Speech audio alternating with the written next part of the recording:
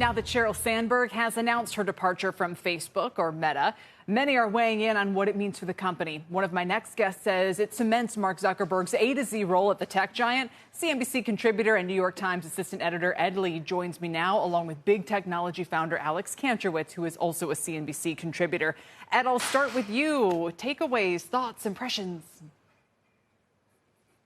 Well, I think the main sort of frame that we're all looking at this is the adult in the room has now left the building.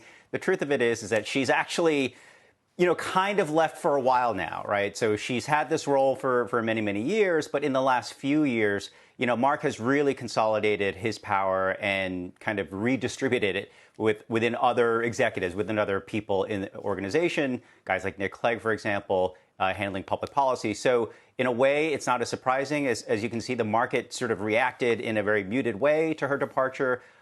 So at the same time, huge legacy, absolutely crucial to Facebook becoming what it is today. Targeted advertising was a big thing that she did at Google and that she essentially invented or reinvented at Facebook. And these two companies really dominate the online ad market. So massive legacy there. It's a mixed bag, of course. Cambridge Analytica, January 6th. These are sort of blemishes on her record. But again, not a huge surprise. I think Mark has been in charge for a while. Is that a good thing, Alex? I mean, does this company need fresh vision, or is his vision of the metaverse, Sheryl or no Sheryl, the right place to take this company? Yeah, well, I would say in terms of fresh vision, it already has the fresh vision, and that is the metaverse. And I've never heard the word metaverse come out of Sheryl Sandbergs' mouth. So to see her leaving at this point is, like Ed says, not a surprise. And I just think that this goes to show you how important it is that Facebook nails this metaverse bet. I mean, the company's putting all of its chips in the growth of AR and VR, and whether its legacy businesses survive seem to be beside the point. And that's why we're seeing this really tough moment for Meta in the market right now. Its stock is down because the market isn't interested in promises of long-term growth. It wants results now. It's just not the company's focus anymore.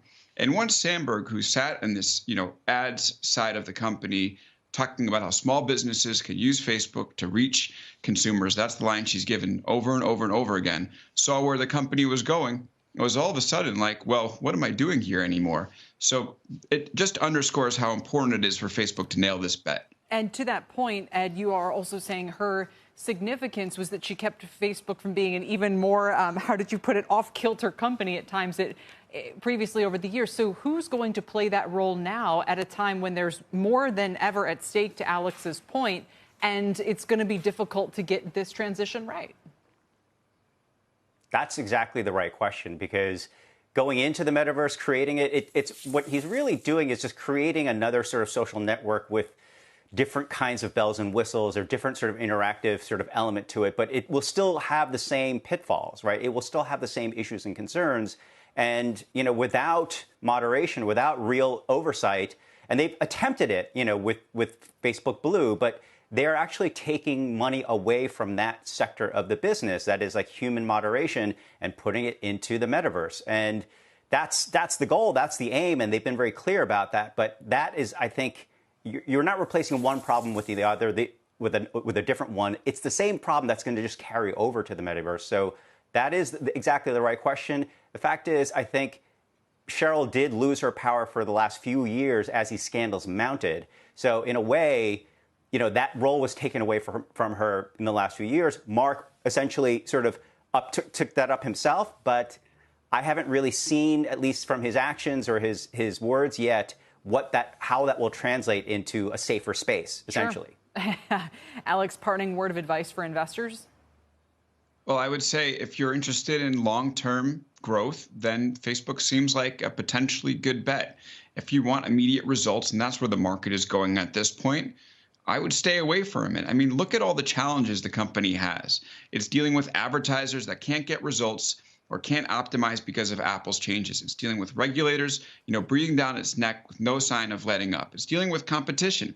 People like TikTok, even Snapchat is on the rise right now. We know the stock is down, but the product is doing well. And what is Facebook doing? It's really struggling to win over teenage users. And I think, why is Sheryl leaving now?